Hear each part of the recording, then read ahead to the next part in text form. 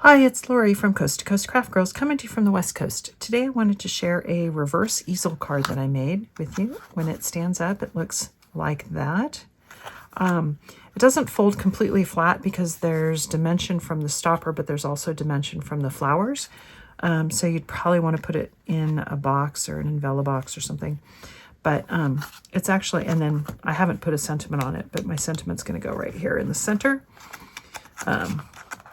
Or if you wanted to put a decoration there and put a sentiment down here, you could do that, because this section is going to show, or you could put a sentiment up here, whatever you want to do.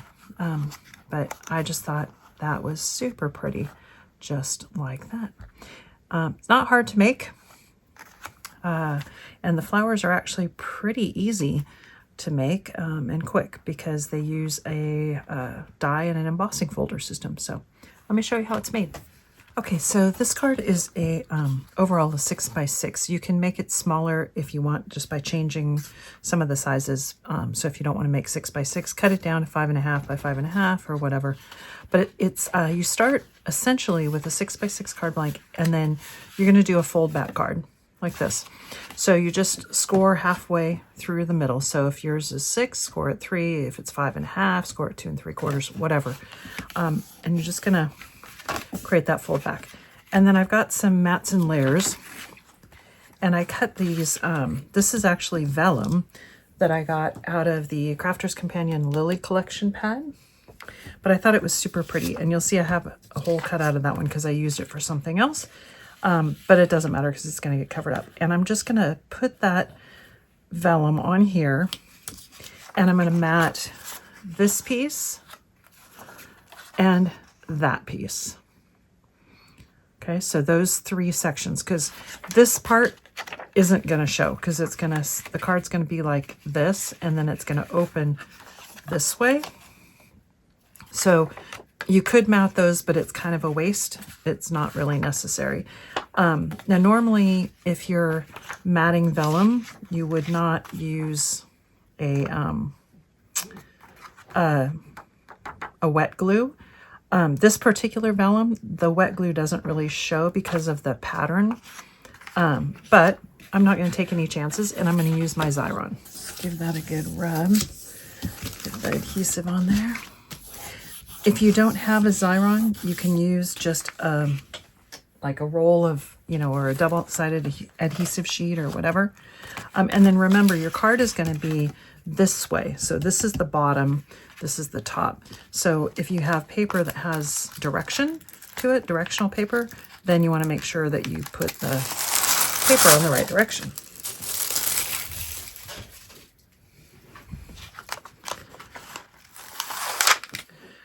The one problem with the Xyron is you only get one shot at it. So make sure you do it right. Okay, so there's my mats and layers all ready to go. It already looks beautiful. And just remember that if you have a colored cardstock behind your vellum, it's going to change the color of your vellum or the look of it. So when you look at your vellum, put something underneath it that's the color of the cardstock that you're going to use. And now we're going to work on our toppers. So I started with just some yellow circles, and I just used a nesting die. And this particular nesting die is 5 1/4 inches around, and it's I think it's a Creative Crafts product. I got them off Craft Stash anyway, which I think is no more, but, and then I've got this beautiful sort of inked, I don't know if you can see, but it's embossed where the inking is, circle. And I'm going to show you how I made that. So I cut, it's a die from Honeybee Stamps, and it is called Delicate Doily Card Base. And it cuts, when you run it through, it cuts and embosses this shape, and then it gives you the embossing that goes with it. And hopefully you can see that embossing. It's really pretty. And it's got a coordinating stencil that goes with it that is called Delicate Doily as well. And you just line it up over the top, and then I'm going to ink through it. But to ink through it, the easiest way for me to do that is to use a sticky mat. This particular one is from Altenew, but essentially I'm going to figure out which direction it goes because I just assumed it was consistent. It is not. You have to keep turning it until you find where it goes. And actually I got it.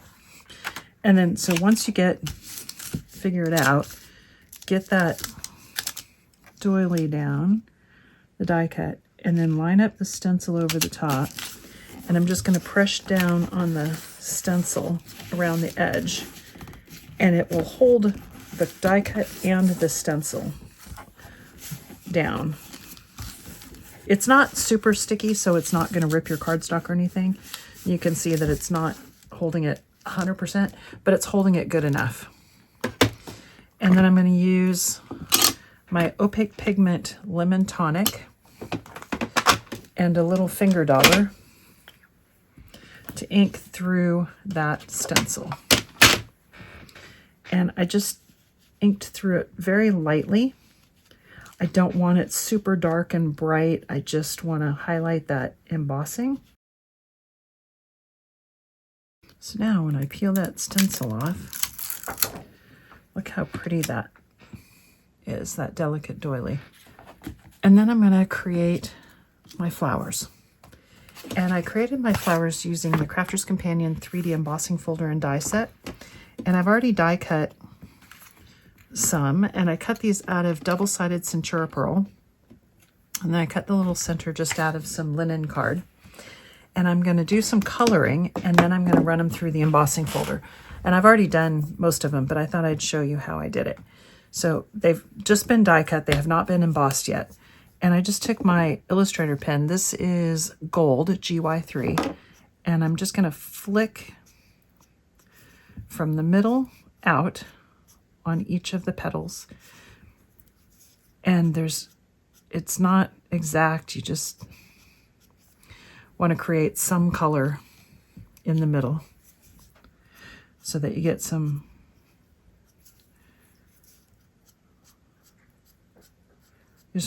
color in the middle.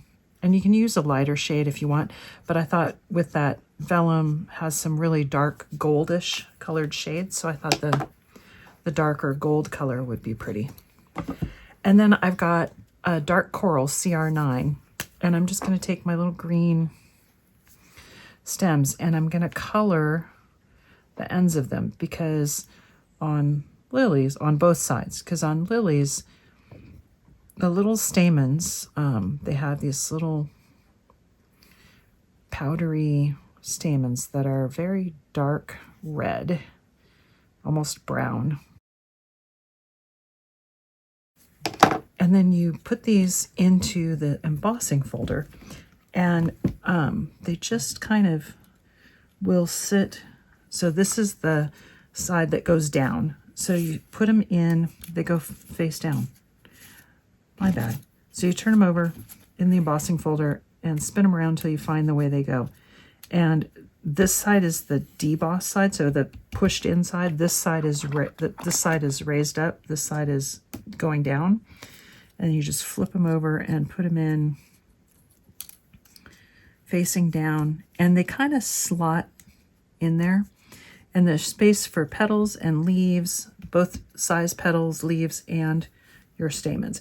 And the stamens, and then you close it up, and you're going to run it through your Gemini or whatever your machine is. One thing I tried, I usually use my Gemini MIDI for 3D embossing folders, and this is too thick. It will not go through my MIDI, or if it will, I was afraid to try it because it was so hard. I was afraid I was going to break it. So I'll put it through my Gemini. And I put it through my Gemini with just one clear cutting plate and then the plastic shim. This is the Gemini 2 plastic shim. I don't have a Gemini 2, but it works great. So And then when you take them out, they're all nicely embossed. And I did find with the little stamen pieces, the embossing that it does, I mean, it is noticeable, but not much. So if you don't do the stamens, I wouldn't. I mean, I probably, if I wasn't showing you, I wouldn't do them because I don't think it's worth it. And then you're just going to build your flowers by putting one on top of the other. And they kind of slot in because they emboss this little like bump that fits together. And then what I did is I took the right side up and I just folded these up because they kind of stand up and stick out. So I just kind of folded them up like that. And then I'm going to put a little dab of glue right there. And this is just tacky glue. And then stick this on, just kind of standing up. And then we're going to set the whole flower off to one side for the glue to dry.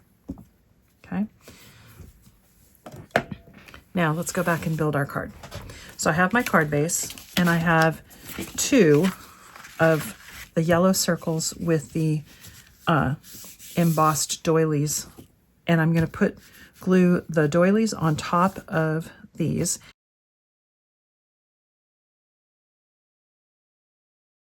And I'm going to put one down on the base for a stopper. And this is where I cut the circle of the vellum out. You can see I cut a white circle and a vellum circle, and I glued those together. And then I cut a white circle out of the smaller, and I'm going to use that to put my sentiment on. But that's also my stopper. So I've got foam pads. I'm going to put it right in the middle. And then I'm going to take my other circle and I'm going to put it on the top so that it's exactly over the top of the one on the bottom. And that's why I put the one on the bottom on first. So I just want glue on that top half of that circle. So then that's going to be my stopper. And it's going to look like that when it's open. Okay, because it's a reverse easel. Okay. And now I've got some flowers, and I made these earlier, so they're ready to go on there. And I've got some leaves, and I made one large and 2 small flowers, and we're just going to put our flowers in the middle. And then I'm going to tuck my leaves in. And you know, I always use my 3D glue gel when I do my flowers.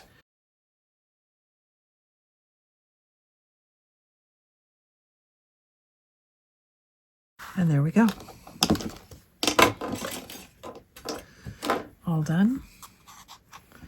And my reverse easel sits just like that onto my stopper. I'm trying to hold it so you can see.